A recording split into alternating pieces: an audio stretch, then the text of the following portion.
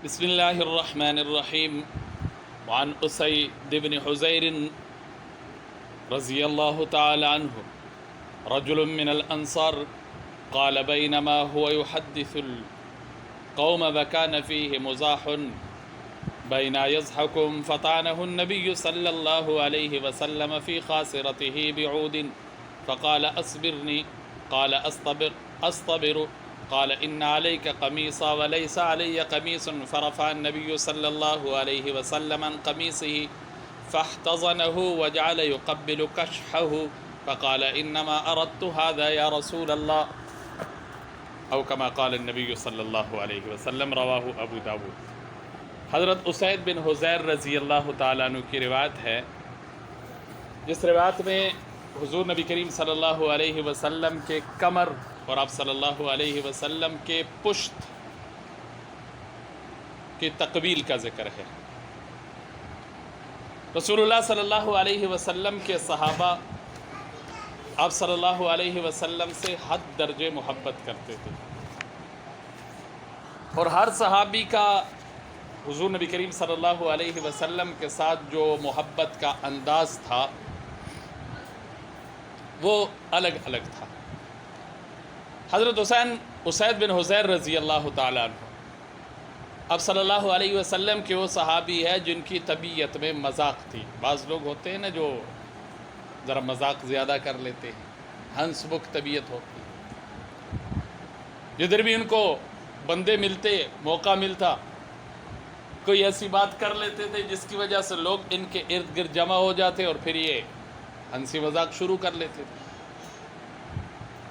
ایک دفعہ واقع یوں ہوا کہ آپ صلی اللہ علیہ وسلم کا وہاں سے گزر ہوا جہاں یہ کھڑے اور لوگوں کو انصارے. حضور نبی کریم صلی اللہ علیہ وسلم نے ان کو لکڑی چبو دی، ہاتھ میں جو عصا یا ڈنڈا تھا وہ ان کے کوک میں لگا دیا. اب یہ سامنے آ گئے، رسول اللہ آپ نے مجھے بلا وجہ میرے کوک میں جو ہے وہ لکڑی لگا دی، مجھے لکڑی چبو دی. حضور نے فرمایا کیا چاہتے ہو، بدلہ چاہتے ہو؟ جی ہاں، میں نے تو بدلہ لینا ہی لینا ہے. حضور نبی کریم صلی اللہ علیہ وسلم نے فرمایا بدلہ لے لو.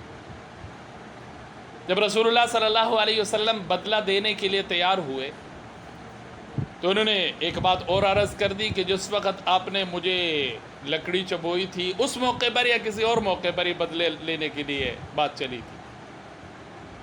جس وقت آپ نے مجھے لکڑی چبوئی تھی تو اس وقت میرے جسم پر قمیض یا کپڑا کوئی نہیں تھا، اور اگر میں بدلہ لوں تو آپ کے جسم پر قمیض ہے، لہٰذا یہ بدلہ پورا نہیں ہوگا. تو آپ صلی اللہ علیہ وسلم نے اپنی قمیض مبارک اپنے کمر سے ہٹائی. جیسے قمیض مبارک کمر سے ہٹائی تو یہ صحابی حضور نبی کریم صلی اللہ علیہ وسلم کے کمر کے ساتھ چمٹ گئے اور آپ صلی اللہ علیہ وسلم کے کمر کا بوسہ لینا شروع کیا.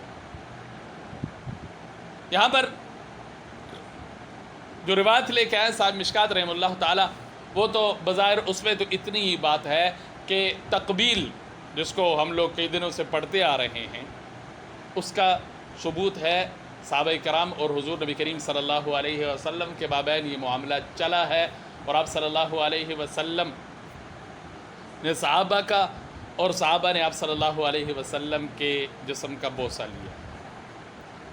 جہاں تک اس حدیث سے فائدے کی بات مجھے اور آپ کو ملتی ہے، ان میں سے پہلے نمبر پر تو یہ کہ حضور نبی کریم صلی اللہ علیہ وسلم کی تواضع سمجھ میں آ رہی ہے.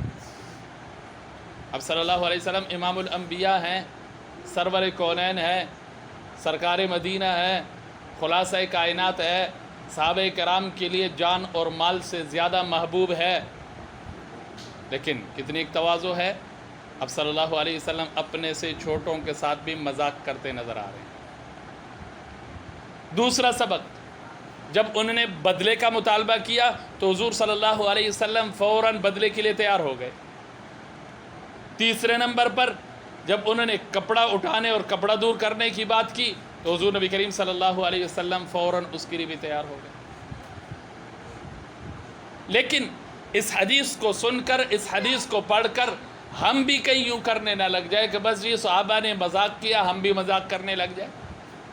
اس لیے دوسری بات اس حدیث سے جو میرے اور آپ کے لیے سبق ہے وہ یہ ہے کہ اس حدیث سے مذاق کا جواز معلوم ہوتا ہے، لیکن اس حد تک ہو جو دوسرے کے لیے تکلیف دہ نہ ہو، کیونکہ کسی اور کو تکلیف پہنچانا ممنوع ہے، لیکن اگر تھوڑی مقدار میں ہو بطور مذاق کے ہو تو وہ کر لینا اور اگلا اس کو برا نہیں مناتا تو اس کی اجازت ہے اور یہ جائز ہے۔ لیکن ایک بات اور ذہن میں رہے کہ جو مذاق کی بات ہوتی ہے اور تھوڑے بہت مذاق کا آگے باب آ رہا ہے، باب المزاح، وہاں پر حضور نبی کریم صلی اللہ علیہ وسلم نے حضرات صحابہ کرام کے ساتھ بھی مذاق کیا ہے، لیکن حضور کا مذاق بھی سچ اور حق تھا۔ ہم تو اس میں تھوڑا بہت جھوٹ بھی ملا لیتے ہیں، لیکن حضور کا جو مذاق تھا وہ بالکل سچ اور حق ہوتا تھا۔ جہاں تک مذاق کی بات ہے تو یہ کبھی کبھار اس کی مجلس ہو یا کبھی کبھار ہو، اگر عام ہو اور عام طور پر ہو اور کئی بار کسی کو مذاق بنا لیا جائے یا کئی بار دن میں کسی کا مذاق اڑایا جائے تو پھر اس کا انجام اچھا نہیں ہوتا۔